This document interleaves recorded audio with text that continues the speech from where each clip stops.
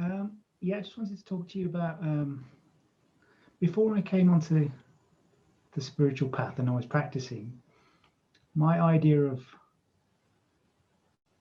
thoughts and feelings and sensations, that they all appeared in the mind. So conceptually, the mind was like the stage on which all experience appears. And I wasn't familiar with terms like consciousness and awareness and whatnot. And I understand like the mind is like the software of the brain, which we like. It describes the mechanisms, you know, the thoughts and the feelings. But is there a conflation there? Because I feel when I'm doing it now, I take the mind out, because I used to think that the mind was something in the brain, confined within the head, and it felt limited to the head, and all my thoughts appeared in the mind. But now when I'm practicing, you know, thoughts appear in consciousness, and the consciousness is obviously everything. It's the space of everything.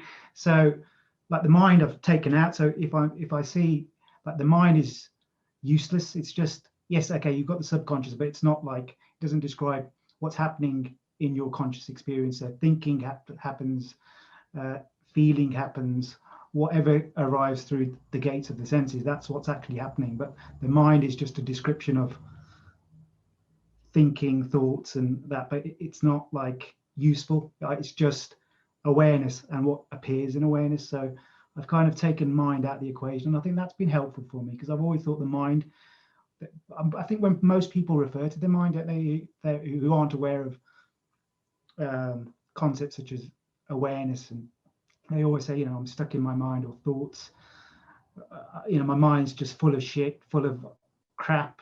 You know, they see it as the warehouse or the storage, you know, unit of all these things. So is there an erroneous conflation there? That's it. Okay. So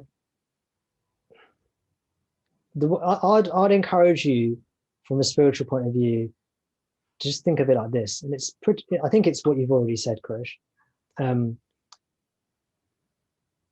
We can look at it just in terms of our raw experience, and what we have is a consciousness, and then everything just appears in that. Exactly. Yeah, like just a whole load of stuff appears in that, and then we can subcategorize what appears in that if we want. We don't have to, but it's just helpful to talk about it, to subcategorize. You've got, and I often use 3 categories: the body, the mind, the world. So you've got all this stuff appearing in the goldfish bowl of consciousness, you know, and some of it we call the world, some of it we call the body, and some of it we call the mind. And that's it.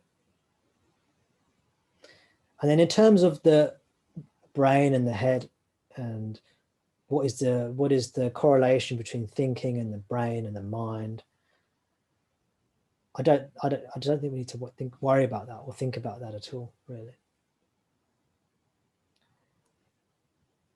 We don't really need to talk about it. Now, I think you're right in the sense that most people who are not interested in spirituality, they would consider the brain, thinking, and the mind and the head all to be somehow correlated to each other.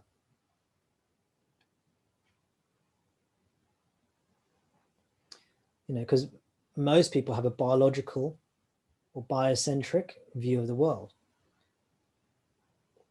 They think they're a body-mind entity, body-mind organism that's living in a world.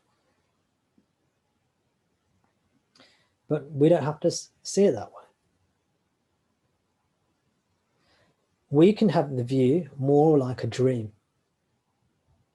Now imagine you're having a dream. Imagine you're dreaming. And in your dream, you're thinking.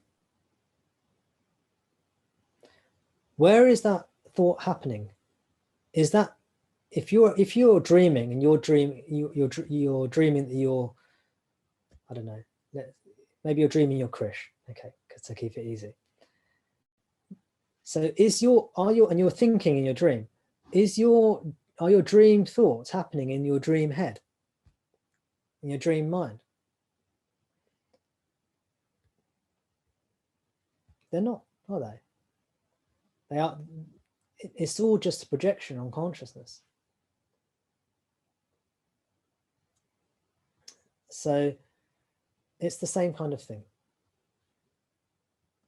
We can just see it all as a projection of consciousness.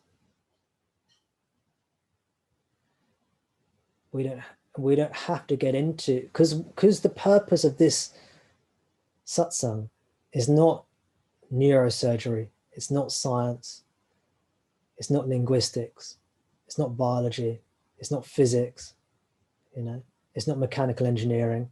That's not what we're talking about here. So we don't need to learn about, I don't know, the tensile strength of different materials, because we're not talking about engineering. We don't need to talk about neurons and nervous system, because we're not talking about neurology. We don't have to talk about all the different types of grammar, nouns and verbs and all these different things, because we're not learning languages and we're not dealing with linguistics. So we just talk about it in the way we need to, what we're doing here. Is that a satisfactory answer, Krish? Yeah, no, it's very satisfactory. As I said, you've got to keep it very simple. As you said, it's just appearances in consciousness. That's the way I see it. Yeah. You don't have to subcategorize it at all. Absolutely. There's two categories you can say. There's consciousness, and then there's the contents of consciousness. Yeah. And of course they're not separate. We've got Brahman, or consciousness, or the self, and then we've got Maya, which is the content. And you can say it's all Brahman. Mm-hmm. But we differentiate the two just for a part of the teaching. Thanks for that. That's Krish.